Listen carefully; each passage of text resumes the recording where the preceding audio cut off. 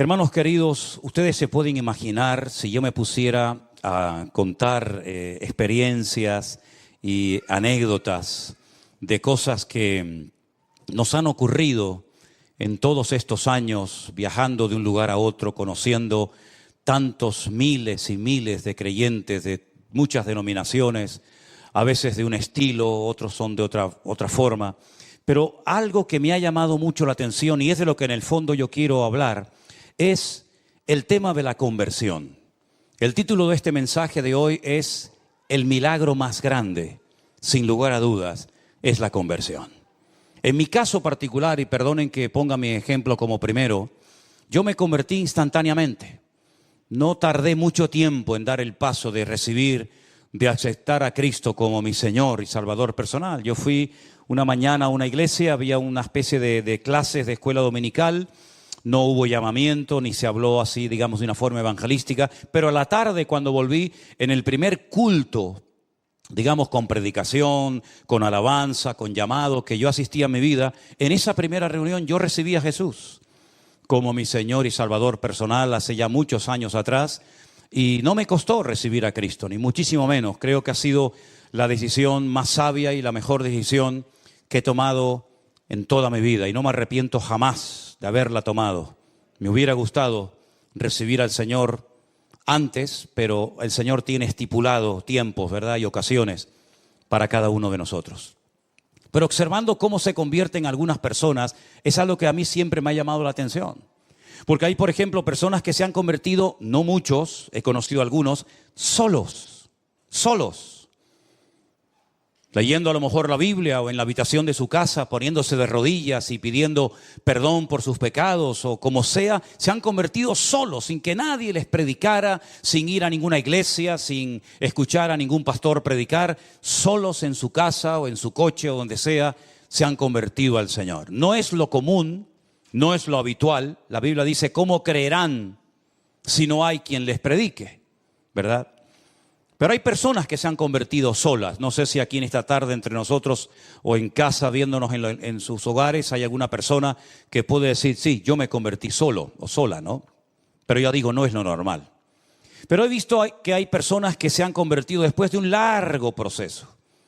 Personas que han estado asistiendo días, semanas, meses, no sé si años a una iglesia.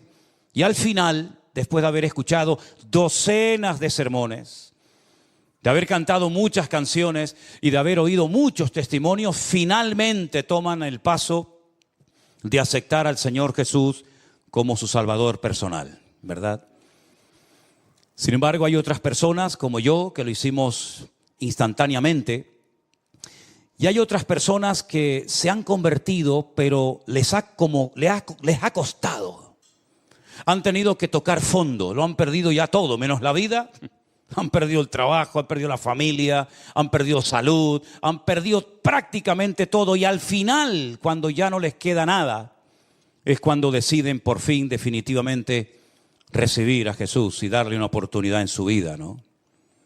También he conocido personas que se han convertido por miedo. Me explico. Miedo ante la condenación eterna, miedo ante el juicio venidero, miedo ante estar eternamente excluido de la presencia de Dios. Y por temor, ¿verdad? Por miedo, ese miedo sano y irreverente, han decidido cambiar de vida y seguir a Cristo todos los días de su vida, ¿verdad? Dice la Biblia que el principio de la sabiduría es el temor a Dios.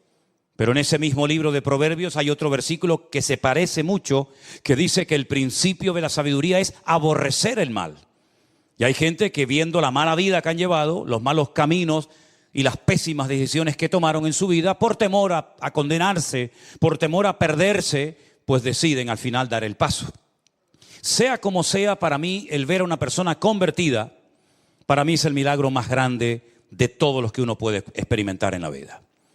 Porque es el único milagro que Satanás no puede imitar. Otros milagros sí los puede y de hecho a veces los imita. Pero el milagro de la conversión, el transformar una vida, el diablo, ese milagro, no lo puede experimentar. No lo puede hacer que otra persona tenga esa experiencia si realmente no ha aceptado al Señor. Ahora, toda verdadera conversión tiene que tener 3 elementos fundamentales. Yo los voy a mencionar y a continuación se los voy a explicar para que queden bien claros estos conceptos. Toda verdadera conversión tiene que tener justificación, regeneración y adopción. Empecemos por la primera. La justificación es la palabra que se emplea en la Biblia para decir que el pecador ha sido declarado justo, limpio de pecado, como si nunca hubiese pecado, borrón y cuenta nueva. Si prefieres utilizar el término nacer de nuevo, lo puedes hacer. Dice la Biblia en Romanos capítulo 5 que justificados pues por la fe tenemos paz para con Dios por medio de nuestro Señor Jesucristo. Dios no justifica al pecado, lo que justifica es al pecador arrepentido. Ser declarado justo, presentarte delante de Dios sin tener que avergonzarte una vez que le has recibido y aceptado como tu Señor y Salvador personal. Saber que eres libre de toda condenación, como dice la Biblia, de modo que si alguno está en Cristo, nueva criatura es. Las cosas viejas pasaron, y aquí todo es hecho nuevo.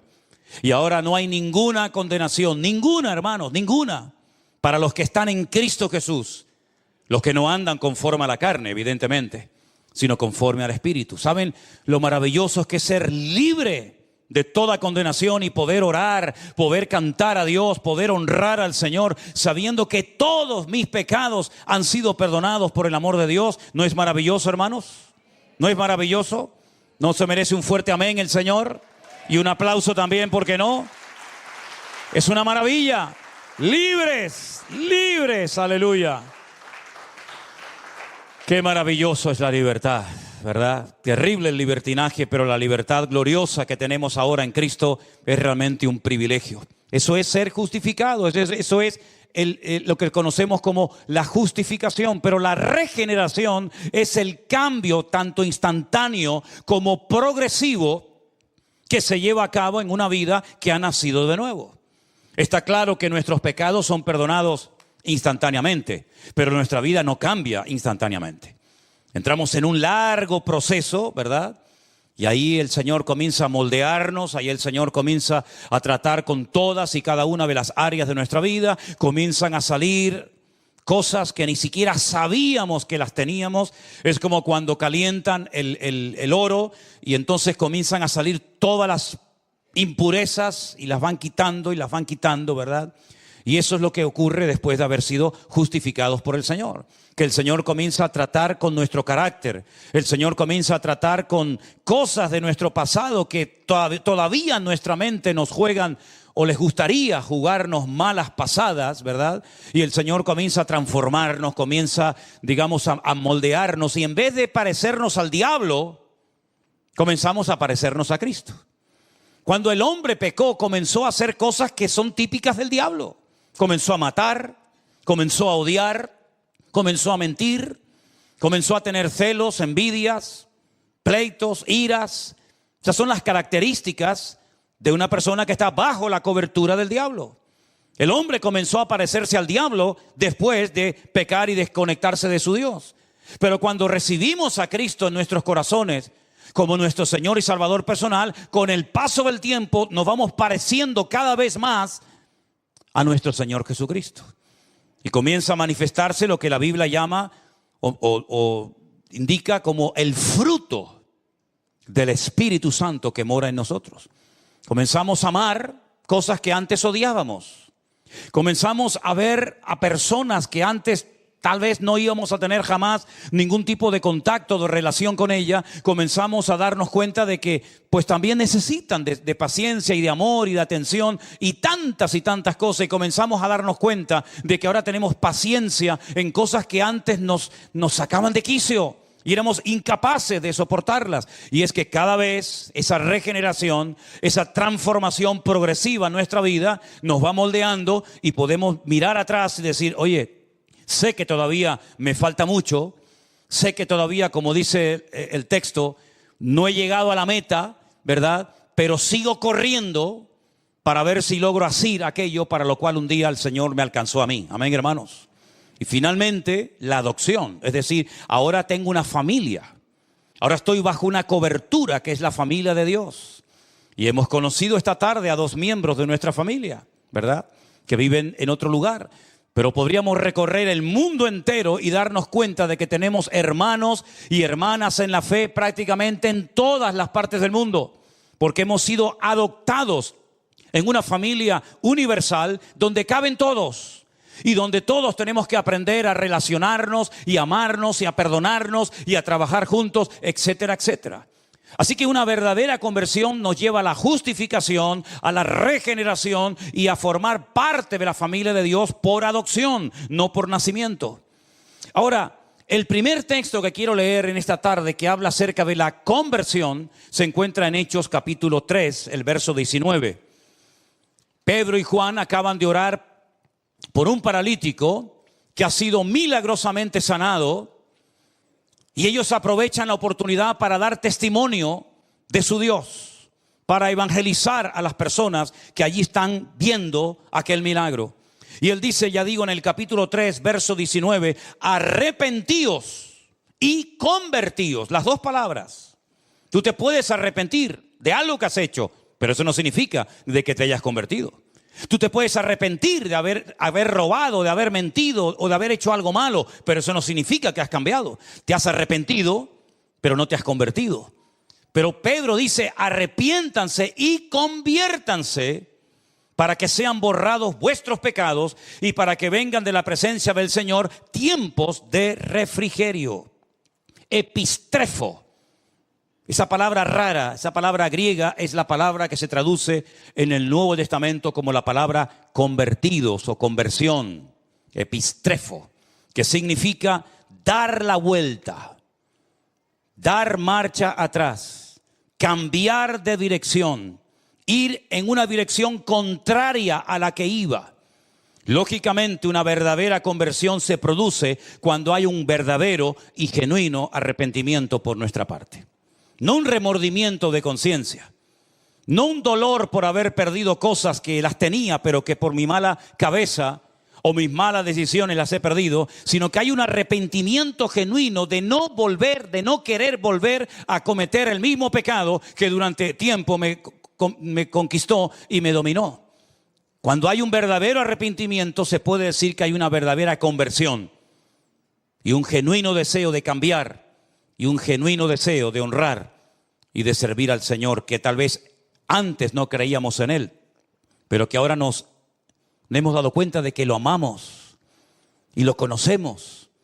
Y de alguna manera queremos esforzarnos por servirle y por honrarle todos los días de nuestra vida. Ahora, no tenemos que confundir el venir a la iglesia con convertido. Porque hay gente que puede venir a la iglesia toda su vida. De hecho, hay gente que ha nacido, por así decirlo, en el seno de una iglesia. A lo mejor desde el vientre de su madre, ya su madre lo traía a los cultos. Y cuando este niño, esta niña nació, comenzó a ir a la escuela dominical y comenzó a asistir a algún campamento y comenzó a ir a algún retiro. Pero eso no significa de que sea convertido. ¿Y cuántas veces nos confundimos pensando, creyendo que esta persona, porque lleva toda la vida en la iglesia, ya es un convertido? Y de convertido, nada. Puede ser un simpatizante, una persona que tiene su círculo de amistades dentro de la iglesia, porque como su vida ha girado siempre en torno a la iglesia, no tiene contactos, no tiene amigos fuera, y parece que es un cristiano, parece que es un convertido, pero no lo es. Es una persona que se ha criado en un ambiente cristiano, pero no es cristiano. Muchas veces cuando voy navegando en esos largos viajes que me pego en barco, pues hermano, yo voy navegando por el mar, pero el mar, gracias a Dios, no entra donde yo estoy. Estoy rodeado de agua, pero yo voy en el barco y el barco, gracias al Señor, está por encima del agua. Imagínense ustedes, ¿no? Así que tú puedes estar rodeado de cristianos, en un ambiente cristiano, en un retiro, en un campamento, en una convención cristiana, y eso no significa de que tú también seas un hijo de Dios. Porque la salvación es personal e intransferible. Tú no te puedes convertir por tu hijo, ni tu hijo se puede convertir por ti. Claro, evidentemente, si tú te conviertes, tú eres ya una luz para tu familia. Tú ya tienes un mensaje y un testimonio que dar a tus compañeros de trabajo, en el lugar donde vives. Pero tú no puedes convertirte por un círculo de amistades o por toda una familia, ¿verdad? Y decir, bueno, yo me convertí y eso significa de que ya toda mi familia ya son convertidos. No, repito, la salvación, la conversión es personal y no se puede transferir a otras personas. Y también hay que decir que la salvación es instantánea. O eres o no eres. O estás dentro del reino o fuera del reino. O estás conmigo o estás contra mí. O eres realmente convertido y tu nombre hoy, en este momento, en este preciso instante, está inscrito en el libro de la vida, o tu nombre no aparece por ninguna parte. Y si tú murieras hoy, no irías jamás a la presencia del Señor. ¿Cómo ha sido tu conversión, hermano? ¿Recuerdas ese día, ese lugar, esa hora? Aquel sitio donde el Señor tocó tu alma y tocó tu corazón. Vamos a leer algunos versículos en esta tarde donde aparece esta palabra epistrefo, que significa convertirse. Vamos a ver las distintas traducciones que le han dado a lo largo del texto bíblico. Por ejemplo, en el Evangelio de Mateo, el capítulo 18, el verso 3, 18 de Mateo, el versículo 3, hay unas palabras muy interesantes del Señor Jesucristo cuando le dice a las multitudes: de cierto os digo, que si no os volvéis y os hacéis como niños, no entraréis en el reino de los cielos. Es decir, la actitud para poder ser salvo, la actitud para tener una genuina y verdadera conversión es fundamental. Una persona con soberbia, una persona arrogante, una persona que se cree que lo sabe todo, que no necesita de nada ni de nadie, difícilmente esa persona llegará a una convicción de pecados y pedirá perdón al Señor. Algo muy habitual, y precisamente me pasó, para no ir más lejos, esta semana, el jueves, mientras ustedes estaban aquí escuchando el mensaje de nuestro hermano Jerónimo que predicó. Yo estaba fuera hablando con una persona y cuando comienzo a hablarle, lo primero que me dice, como para escudarse, ¿no? Como para decir, cuidado que ya te he dicho lo que soy, dice, yo soy católico. Y le dije, ¿usted es católico? Me dice, sí. Digo, ¿de verdad? ¿Pero practicante? ¿Se confiesa habitualmente? ¿Va a misa? ¿Acepta la autoridad del Papa sobre su vida? ¿Es usted un buen idólatra? ¿Reza usted rosario? El Dios te salve María, llena eres de gracia, el Señor es contigo, bendito, todo eso. ¿Es usted un buen católico? Me dice, bueno, no. Digo, entonces permítame que le diga, usted no es nada. Y me dice, es verdad, yo creo que no soy nada. Digo, ya nos estamos entendiendo.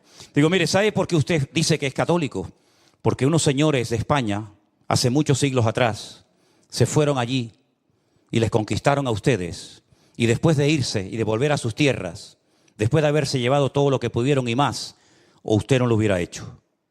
Usted no lo hubiera hecho, ¿verdad? Claro, ya. Dejaron una religión allí, muerta y vacía, que no servía aquí, pero la dejaron allí. Y por eso usted es católico.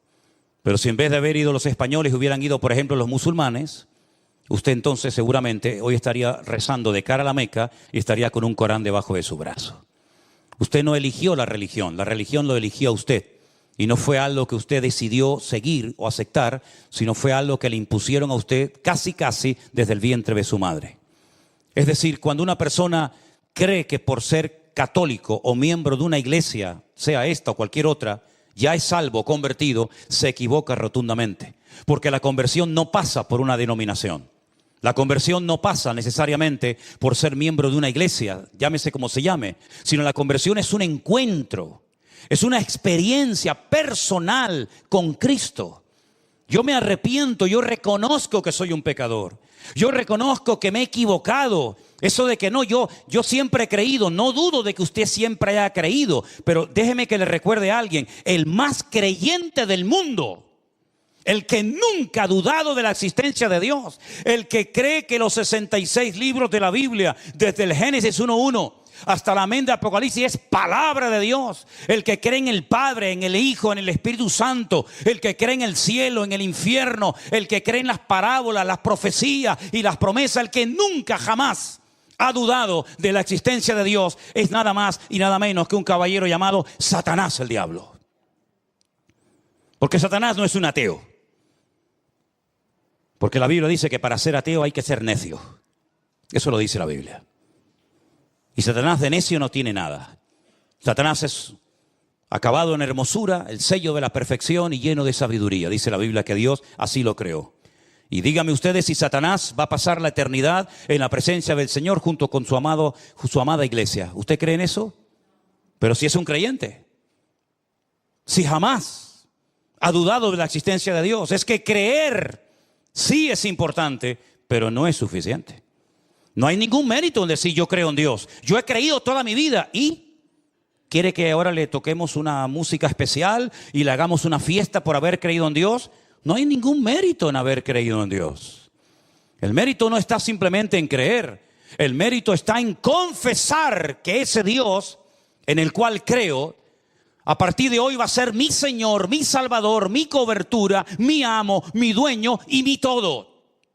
Y yo le rindo a Él mi vida y entonces es cuando comienzo a experimentar el gozo de la salvación, porque uno no nace salvo y luego con el paso del tiempo se condena, sino que uno nace condenado y hay un momento puntual en la vida en el que tú te conviertes y experimentas el nuevo nacimiento. Y de nada sirven las teorías. Un hombre principal entre los judíos que se sabía muchos libros de memoria de la Biblia, más que cualquiera de nosotros, le dijo al Señor: Señor, sabemos que has venido como maestro, porque nadie puede hacer las señales que tú haces si no está Dios con él. El Señor se le queda mirando y le dice: mira, Nicodemo, escúchame una cosa. Si tú no naces de nuevo, tú no puedes ni ver ni entrar en el reino de los cielos. Ni ver ni entrar. Me llama mucho la atención esos dos verbos. Porque podía haber dicho: podrás ver el reino, podrás ver la gloria, pero no entrarás en ella. ¿Por qué le dijo ni ver ni entrar? Porque ellos casi reverenciaban al que llaman Moshe Rabenu. Moisés es nuestro maestro. Y se dirigen a él con un respeto tremendo, ¿verdad? Y ellos saben perfectamente que Moisés no entró en la tierra prometida, pero vio la tierra prometida. La vio desde la frontera de lo que llamaríamos hoy en día Jordania. El Señor le dijo: no vas a entrar, te lo he dicho, pero te voy a permitir ver la hermosura de la tierra prometida. Y dice que milagrosamente le permitió ver toda la tierra de Canaán, toda la tierra que fluye leche y miel, pero no entró en ella. Pero en el caso tuyo, Nicodemo, toda la Torá que te sabes de memoria, todos los 613 mandamientos que has aprendido de memoria desde tu más tierna infancia, toda tu circuncisión y todo lo que te sabes de memoria no te va a servir ni siquiera para ver el reino si no naces de nuevo. Así que tienes que nacer de nuevo para poder ver, para poder entrar y para poder disfrutar de ese reino. Y lo dejó planchado porque no entendía nada. Y le dice: pero esto es imposible. Pero lo que me estás proponiendo es que me vuelva otra vez a meter en el vientre de mi madre y nacer de nuevo. Yo no puedo hacer eso. No hay nadie que pueda hacer eso. Y el Señor le explica que no es ese tipo de nacimiento, ¿verdad? Sino es el nacimiento espiritual, ese encuentro con Cristo, ¿verdad? Y como he dicho en varias ocasiones, si tú has nacido una vez, vas a morir 2 veces. Pero si tú has nacido 2 veces, solamente vas a morir una sola vez. Algunos dirán: no entendí nada. Pues ahí te lo dejo. Te lo vuelvo a repetir: si has nacido una vez, mueres 2 veces. Y si has nacido 2 veces, solamente morirás una sola vez. La semana que viene le explico por qué. Eso es lo que dice la palabra. Que tenemos que hacernos como niños. Hay un cambio de actitud. Ya no me escudo, ya no me escondo detrás de una enseñanza religiosa, llámese como se llame, sino que incluso tengo que tener la actitud de un niño dependiente de mi Dios y de mi Padre, sabiendo que no es por mis méritos, por mis buenas acciones, por mis buenas obras que obtengo en la salvación de mi alma, sino por los méritos de aquel que nosotros lo llamamos nuestro Señor Jesucristo. ¿Cuántos dicen amén? Hay otro texto en Lucas, capítulo 22, verso 32, donde también aparece esta palabra griega que ya la hemos mencionado. Lucas 22, 32. Priscila nos va a leer ese texto, por favor. Pero yo he rogado a ti que tu fe no falte, y tú, una vez vuelto, confirma a tus hermanos. Una vez vuelto, es decir, tienes que volver. ¿Volver de dónde? Del camino de apostasía que has escogido, Pedro. Tú te has desconectado de mí, tú has renegado de mí y de mi nombre. Tú has dicho públicamente, no lo conozco, no sé quién es ese hombre. Tienes que volverte, tienes que ir al epistrefo, tienes que volver atrás y volverte a quién, a Dios, para que Él te vuelva a perdonar, para que Él te vuelva a restaurar y poner en primera línea donde estuviste, pero que saliste porque me negaste públicamente, y todos lo sabemos, ¿verdad? Una vez más, vemos ahí cómo esta palabra se traduce como volver, retroceder. No sigas por ese camino porque vas mal. Hay un proverbio que ustedes saben, muy conocido, que dice, hay caminos que al hombre le parecen derechos, pero su fin son caminos de muerte. Si la hermana que el otro día me mandó un WhatsApp diciendo que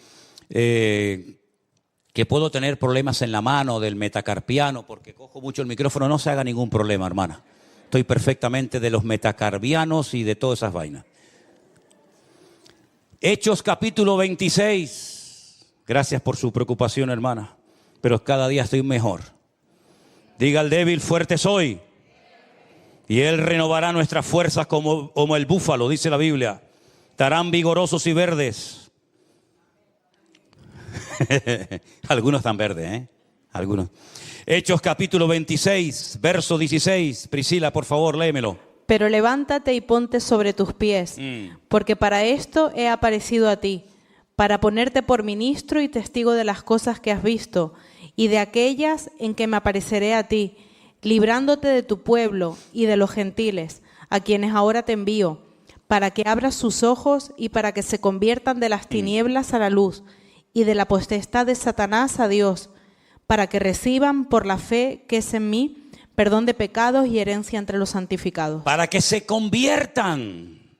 Si no se convierten, lo único que tienen es una religión, pero no tienen una conversión, no tienen una relación con Dios. Y yo te he cambiado, te he librado de tu pueblo y de los gentiles, te he transformado, me he aparecido en tu camino. He quitado las escamas de tus ojos para que te conviertas en un testigo mío y vayas por todas las naciones de la tierra predicando la palabra, para que pasen la gente de las tinieblas a la luz, del equipo del diablo, de los perdedores, de los amargados y de los frustrados al reino de Dios, ¿verdad? Y para que se conviertan y convirtiéndose puedan conocerme y puedan tener el gozo de la salvación y puedan heredar la vida eterna, porque cuando una persona se convierte en coheredero con Cristo, ¿verdad? Como dice la palabra de Dios. Hay un versículo más muy interesante que va dirigido a esos hermanos que tal vez un día se congregaron, que tal vez un día incluso estuvieron sirviendo al Señor de alguna manera, pero que por el motivo que sea, se apartaron de los caminos del Señor. ¿Y qué hacemos con esta gente? ¿Qué hacemos con aquellos que parece que se querían comer el mundo y al final el mundo terminó comiéndoselos a ellos? ¿Qué hacemos? ¿Qué palabra, qué solución nos da la Biblia para que se descarrió y tomó un mal camino? Bueno, Santiago nos dice en el capítulo 5, el verso 19 y 20, estas palabras tan interesantes que tenemos que tener en cuenta en nuestra vida. Hermanos, si alguno de entre vosotros se ha extraviado de la verdad y alguno le hace volver, sepa que el que le haga volver al pecador del error de su camino, salvará de muerte un alma y cubrirá multitud de pecados. Luego existe la posibilidad de que un hermano tome un camino equivocado. Existe la posibilidad de que un hermano se salga del camino correcto y vuelva atrás, se descarríe, cual hijo pródigo. Y entonces dice la Biblia, si a alguno de entre vosotros le ha pasado eso, si alguno que antes era hermano y cantaba con nosotros y se congregaba con nosotros y servía al Señor junto con nosotros, se ha escarriado de la verdad, sepa que si hay alguien que haga volver al pecador del error de su camino, le salvará el alma y cubrirá multitud de pecados. Luego hay la posibilidad de descarriarse, de desconectarse del Dios que un día te iluminó, del Dios que un día te perdonó, de ese Dios que ese día te transformó la vida. Pero hay también la posibilidad de poder volver a Él en arrepentimiento, y el Señor te vuelve a perdonar y te vuelve a restaurar, porque Dios no solamente salva, sino que también restaura a las personas que por el motivo que sea se han enfriado y se han descarriado de los caminos del Señor. Vemos en la Biblia muchos llamados al arrepentimiento. No solamente aquellos llamados que hacían los profetas al pueblo de Israel cuando decían: volved, dejad vuestras obras, volved a la senda antigua, dejad la idolatría, dejad la corrupción, la avaricia, la usura, ¿verdad? Sino que también encontramos, hermanos, en el Nuevo Testamento una preciosa y conocidísima parábola de aquel joven que decide marcharse y malgastar sus bienes y vivir perdidamente hasta que vuelve en sí. Y dice la Biblia: volveré a la casa de mi padre y le pediré perdón y diré: Padre, he pecado contra el cielo y contra ti. Ya no soy digno de ser llamado tu hijo. Y entonces vemos como el padre lo restaura. El padre le da un nuevo vestido, pone calzado en sus pies, pone un anillo en su mano, ¿verdad? Le restaura la autoridad, lo vuelve a poner como hijo de toda dignidad, y mata al becerro gordo y hacen una fiesta porque mi hijo, que lo dábamos por muerto, ha vuelto otra vez a la vida. Hay ejemplos tremendos en la Biblia de personas que tuvieron una conversión tremenda con el Señor. Por ejemplo, el apóstol Pablo. La conversión del apóstol Pablo, no me digan a mí que no fue espectacular. Un religioso, un hombre que pensaba que había que destruir a los que en aquellos días se llamaban los del camino. Los que en Antioquía los llamaron por primera vez los Meshijín, los ungidos, los cristianos. Y cómo él estuvo como testigo en la muerte de Esteban y vio cómo lo mataban a pedrada. Y él estaba allí y no dijo: alto, ¿qué vais a hacer? ¿Cómo vais a matar a este hombre? Sino que él estaba allí y le dice: no se preocupen, tiren las piedras, yo les cuido aquí las sandalias, la ropa, y después las pueden venir a buscar. Y allí estaba frío como una piedra, ¿verdad? Como un témpano de hielo inmutable. Él estaba allí ese día, hermanos. Y él llevó presos a la gente, y él iba a ir al extranjero, a Damasco, capital de Siria, para llevar gente a Jerusalén. Fíjense el camino tan largo que iba a hacer, porque él pensaba en su ignorancia que ese era su deber, esa era su obligación: impedir que aquella secta rara y extraña se expandiera por todas las naciones de la tierra. Pero, si me permiten la expresión, le salió el tiro por la culata. Porque dice que camino hacia Damasco cae postrado en tierra, pierde la vista, queda ciego completamente, y oye una voz en hebreo que le dice: Saulo, Saulo, ¿por qué me persigues? Se habrá quedado temblando de pies a cabeza diciendo: ¿quién eres? ¿Quién me está hablando? Y cuando oyó la respuesta fue algo tremendo: yo soy Jesús, a quien tú estás persiguiendo. ¿Qué quieres que haga, Señor? Entra en la ciudad y se te dirá lo que debes de hacer. A los pocos días apareció por allí un tal Ananías, que no tiene nada que ver con aquel Ananías que murió en la iglesia primitiva, esposo de Zafira. Y dice que tenía miedo de ir a orar por él, porque decía: Señor, hemos oído lo que este hombre ha hecho, cómo le ha hecho daño a tus santos, cómo tiene poder y tiene cartas que le autorizan a llevarnos presos a Jerusalén si quisiera. Y el Señor le dice: vete, porque yo lo he levantado, va a ser un instrumento, y yo le voy a mostrar en él cuánto le es necesario padecer por mi nombre. Y llega y le pone las manos encima, recobra la vista, dice que se le caen como escamas de los ojos, y allí se bautiza. Aquel ritual que los judíos hacían habitualmente, ¿verdad?, para purificarse, pero ahora haciéndolo de corazón, ¿verdad? Y dice que al momento, prácticamente a los pocos días, se convirtió en un atrevido, en un valiente predicador, de tal manera que decían: pero este no es el que nos mataba el otro día, este no es el que venía a perseguirnos, pero ¿qué le ha pasado? Y dice que los hermanos tenían miedo de juntarse con él. Claro, ¿cómo no van a tener miedo? Pero sin embargo, un hermano llamado Esteban dijo: ven, Pablo, ven, yo te voy a presentar a los hermanos. Hermanos, no tengan miedo, les presento aquí a nuestro hermano Saulo de Tarso, que a partir de ahora se va a cambiar el nombre, se va a llamar Pinjas o Pablo, y él es un hermano nuestro en la fe. Y cómo emprenden viajes misioneros, y al final el mismo Bernabé se pone bajo la cobertura de Pablo, porque sabe que Pablo es un hombre que Dios le ha dado una gracia especial para extender el evangelio a otras naciones, y cómo después de años Pedro, incluso hablando de Pablo, dice: hermanos, nuestro hermano Pablo, al cual el Señor le ha dado una inmensa, una enorme sabiduría, y que escribe cosas profundas y difíciles de entender, las cuales los indoctos tuercen para su perdición. Como reconoce, ¿verdad?, la autoridad, la sabiduría, la unción especial que Dios había depositado en la vida de Pablo. Una conversión genuina. Pablo nunca más volvió a ser esa persona llena de odio, de amargura, de resentimiento, sino que lean la lista de lo que padeció: apedreado, azotado, torturado y tantas cosas. Una conversión genuina. Amén, hermanos. No me digan a mí que la conversión no es el milagro más grande de todos los que podemos observar a lo largo de nuestra vida. ¿Y qué me dicen ustedes de aquel etíope, aquel hombre de color que venía sentado en su carro después de haber estado en Jerusalén y había comprado seguramente por una fortuna un pergamino, un lienzo del profeta Isaías, que no sé ni cómo podía leerlo porque estaba en un idioma que él no dominaba, pero se ve que lo leía, pero no entendía nada? Hasta que Felipe, aquel que había sido diácono en la iglesia primitiva, se le acerca al carro y le dice: ¿tú entiendes lo que estás leyendo? Y el etíope, con toda sinceridad, le dice: no entiendo nada. Como cordero fue llevado al matadero.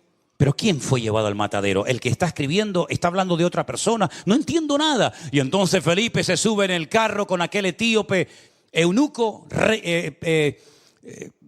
miembro de la reina Candace, y comienza a hablarle y llegan a un lugar, a un oasis en el desierto donde ve agua, y Felipe se para y el etíope le dice: yo quiero ser bautizado. ¿Hay algún impedimento? ¿Hay algo que impida que yo sea bautizado? ¿Será mi color de piel? ¿Será que no soy judío? Y Felipe le dice: no hay ningún impedimento, hijo. ¿Tú crees en Jesucristo con todo tu corazón? Dice: sí creo. Dice: pues vamos a bautizarte. Una conversión genuina. Después dice la historia que fue a Etiopía, le habló a la reina Candace, y hasta el día de hoy hay una comunidad tremenda de cristianos en Etiopía, y algunos dicen que él fue el evangelista, el instrumento que el Señor utilizó para alcanzar aquella nación, ¿verdad? ¿Y qué me dicen a mí del carcelero, hermanos? El carcelero que vivía en la ciudad de Filipo, ¿no tuvo una conversión tremenda a medianoche? Mientras había un terremoto tremendo en la cárcel que dice que las cadenas que tenían los presos se caían y las puertas de la cárcel se abrían, y cuando aquel hombre se iba a quitar la vida en medio de la oscuridad de la noche, después de haber oído cantar a Pablo y a Silas, después de haber sido previamente torturado, dice: señores, ¿qué tengo que hacer para ser salvo? Y Pablo le dice: cree en el Señor Jesucristo y hoy mismo serás salvo tú y toda tu casa. Y él fue capaz de transmitir esa conversión, ese cambio genuino, dejando su idolatría, su paganismo, y llevando a toda su familia esa misma noche en una cárcel. Miren qué culto tan interesante. El sermón: cree en el Señor Jesucristo y serás salvo tú y tu casa. Congregación, cárcel de Filipo, predicador, Pablo y Silas. Resultado: bautizados toda una familia. Un culto espectacular, Y se convirtió aquella noche. Un hombre que había recibido el mandato de custodiar en el calabozo más profundo y más oscuro de aquella mazmorra. Esa misma noche el carcelero se convierte y se bautiza junto con toda su familia. ¿Te das cuenta cómo es importante la conversión y no solamente el creer en Dios? ¿Te das cuenta cómo sin conversión no hay salvación? ¿Te das cuenta cómo la conversión tiene que ser personal? Y hay un momento en tu vida en el que tú tienes que tomar tu propia decisión. No papá, ni mamá, ni el abuelito, ni la abuelita, sino tú tienes que decir: ¿qué voy a hacer con Jesús? Después de escuchar su palabra y después de entender el evangelio. Y si una característica yo creo que positiva y buena tiene esta congregación, es que aquí se entiende la palabra que se predica. No tienen que salir en medio de una predicación Estos hermanos que a veces se levantan es porque me imagino que quieren ir al baño. Pero no es porque tienen que ir a la librería de la esquina a comprar un diccionario porque no entienden la terminología que el pastor está predicando. No es por eso. Porque en esta iglesia se entiende perfectamente el mensaje. Da igual quien lo predique. Porque la gracia y la cobertura del Espíritu fluye en todos los que se suben a este lugar a predicar. De tal manera que hasta el más pequeño y el más tonto y el más nuevo puede entender perfectamente lo que ese hombre quiso decir ese día con la predicación del Evangelio. Y ahora que ustedes han entendido el Evangelio y que les he hablado de la conversión y les he hablado de que hay que arrepentirse y convertirse, y no es cuestión de cambiar de imagen, no es cuestión de cambiar de religión, es cuestión de cambiar de camino, de rumbo. Si en esta tarde entre nosotros hay alguna persona que nunca se ha convertido, ahora es el momento ideal e idóneo para que tú tengas tu propio encuentro y tu experiencia personal con Cristo Jesús. Cierra tus ojos ahí donde estás. Y piensa en esta tarde, ¿estás tú realmente convertido? ¿Estás tú realmente entregado al Señor Jesús? ¿O simplemente vienes a una iglesia porque te gusta, porque tienes tu círculo de amistades aquí, porque conoces a gente, tienes amigos? ¿O porque realmente tu corazón está en Cristo y en la iglesia del Señor? Aleluya. Yo quiero que en esta tarde todos y cada uno de nosotros nos hagamos esta pregunta. ¿Soy yo realmente convertido a Cristo? ¿Soy yo realmente una persona que ha puesto su vida en las manos del Señor? ¿O simplemente eres una persona que vienes y participas de los cultos, pero nunca has tenido un encuentro, una experiencia personal con el Señor Jesús? Hoy es el momento aceptable. Dice la Biblia, hoy es el día de salvación. Si oyereis hoy su voz, no endurezcáis vuestros corazones. Entrégale tu vida, tu corazón al Señor Jesús. Y cuando salgas por esa puerta en esta noche, yo quiero que sepas que el Señor Jesús va a estar contigo.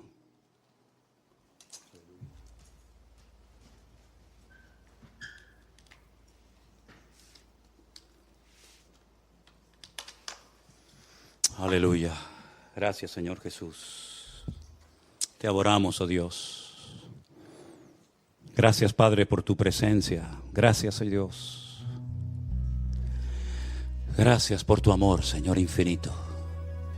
Si hubiera entre nosotros en esta tarde o ahí en la casa donde estás escuchando este culto, alguna persona que no se ha convertido a Jesús, pero tú hoy le quieres entregar tu vida a Él,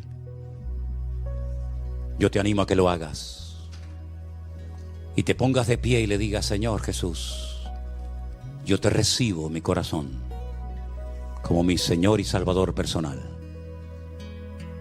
¿Hay alguien entre nosotros que le quiere entregar su vida a Jesús? ¿Que quieres tomar este paso? Póngase de pie, no tenga ningún temor y entréguele su vida al Señor Jesús. Gracias, Señor. Gracias, mi Dios. Gracias. No es el momento de volver atrás.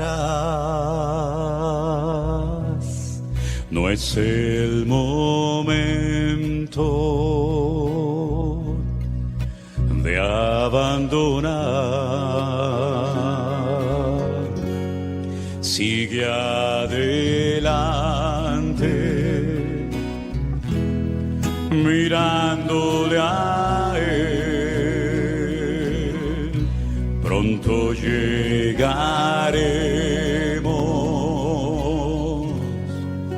al hogar, olvidando lo que queda atrás, extendiéndome a lo que está delante,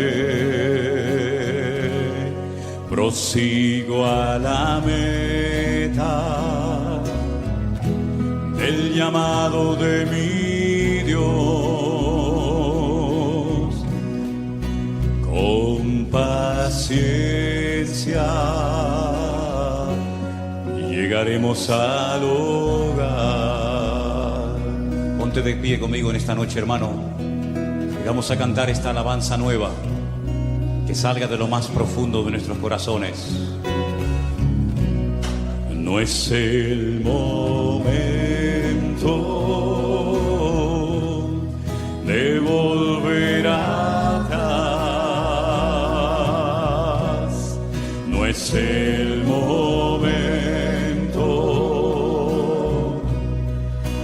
de abandonar. Sigue adelante, mirándole a Él, pronto llegaremos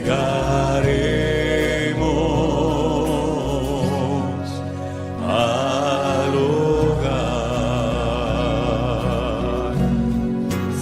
olvidando lo que queda atrás, extendiéndome a lo que está delante,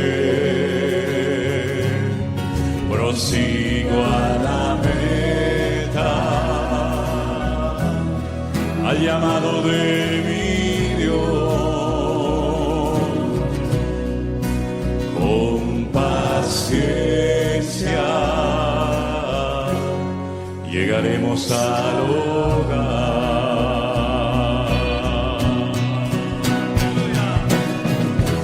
Dígale bien fuerte, soy Dios.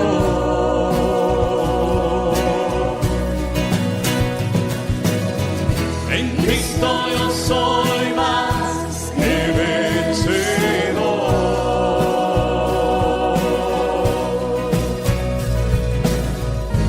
Él renueva hoy mi fuerza.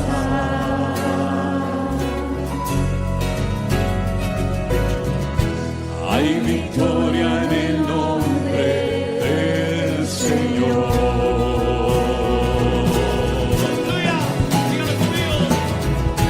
Díganle bien fuerte, soy Dios.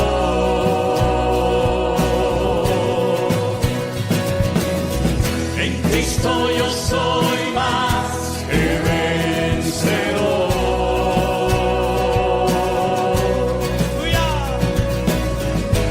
Él renueva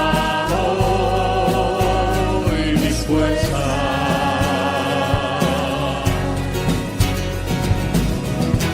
Hay victoria en el nombre del Señor. Aleluya, te alabamos, Jesús. ¿Cuántos quieren seguir al Señor hasta la meta? Aleluya, hasta el final. Sé fiel hasta la muerte y yo te daré la corona de la vida, dijo el Señor. Aleluya, dilo conmigo. No es el momento de volver atrás, no es el momento de abandonar. Sigue adelante,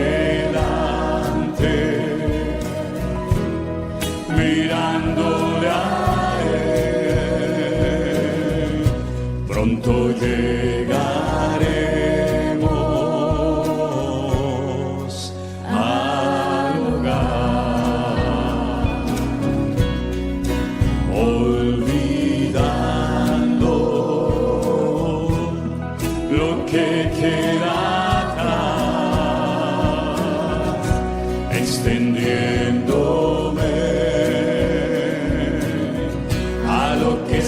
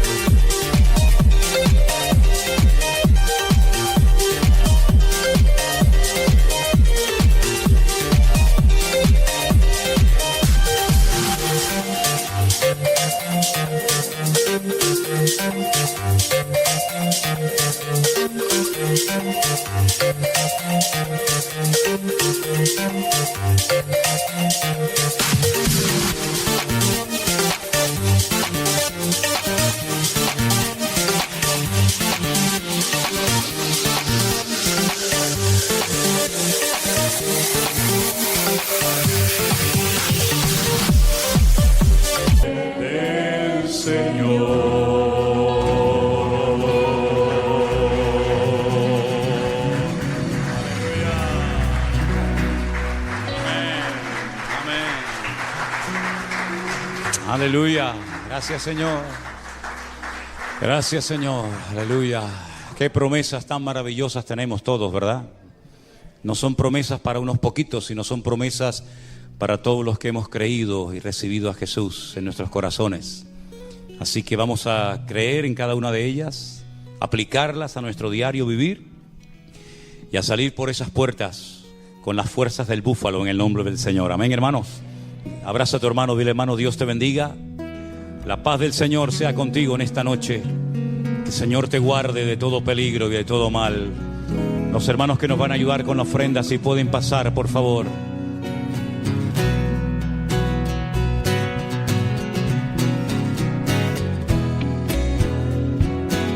Vamos a ofrendar con gozo en esta tarde para nuestro Dios. Los hermanos pueden ir pasando.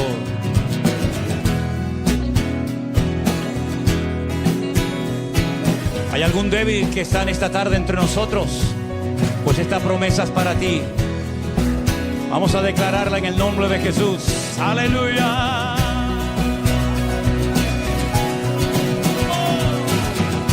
Digan débil y fuerte soy en Dios. ¡Fuerte! Soy más que vencedor.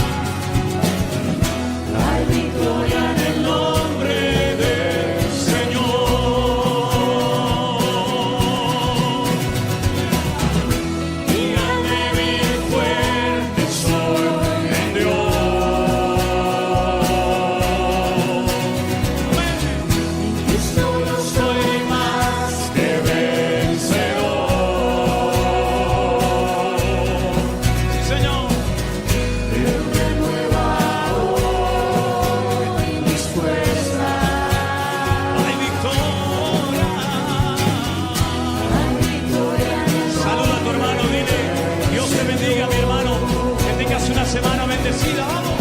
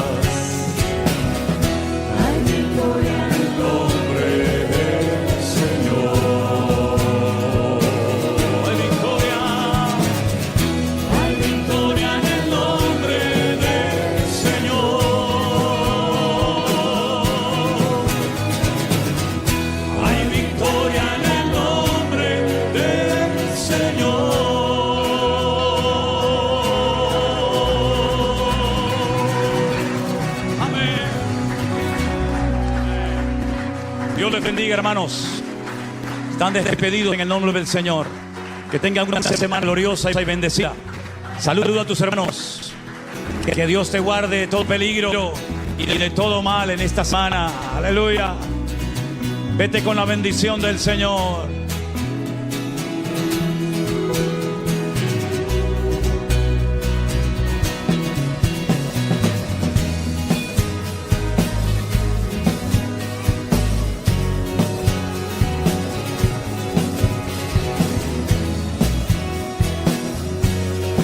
Aleluya. Santo.